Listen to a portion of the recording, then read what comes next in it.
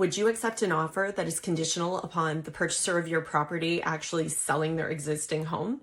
There are a lot of people in the GTA who are just not moving because they don't want to sell their existing home before they find the home that they want to go to, which makes perfect sense because if you're already happy in a house, but you just want a little bit more space, the idea of actually selling a place that you're happy living in to go to something that is completely unknown, even though we have a lot of inventory right now, is very scary. So one of the ways that potential buyers can get over this hump is by making an offer that is conditional on the sale of their existing property, meaning that they hopefully have their house in a state that is almost ready to put up on the market and they are actively shopping for a house. And then if they're able to get a condition like this accepted, then they can move forward and put their house up on the market and hopefully sell it within the conditional period or window that the seller of the house they're trying to purchase has allowed them to have.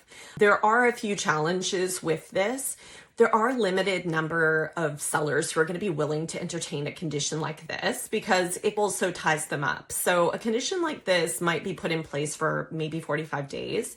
So that kind of means that the seller of the house that the potential buyer is trying to purchase are stuck until they have this condition removed. However, these conditions do come with something called escape clauses, which just basically means that the seller of the house that the person is trying to purchase, they can still continue to offer their house for sale. And if another offer comes in, the original purchaser will be given either 24 or 48 hours, depending on what has been negotiated, to either remove their conditions or basically let the deal go. So there is an out for sellers who do accept a condition like this, but it really is going to depend on the motivation of the seller and whether or not this is going to be an appropriate condition for them to accept.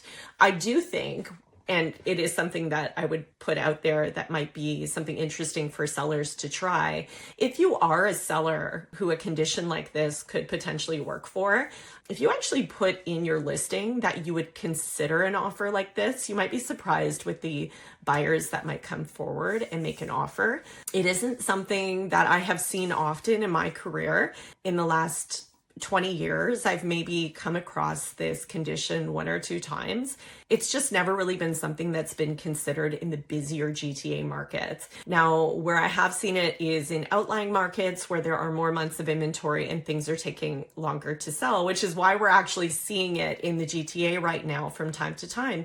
So if you are a seller, maybe a downsizer, somebody who would like to move forward and sell their house, but are not like super motivated because they've purchased something or there are some financial constraints that you're working against, perhaps even add to your listing that you would be willing to entertain a condition like this.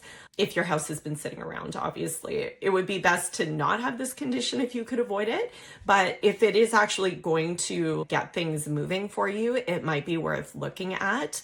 And it might get your house favored compared to another property where something like this would not be considered.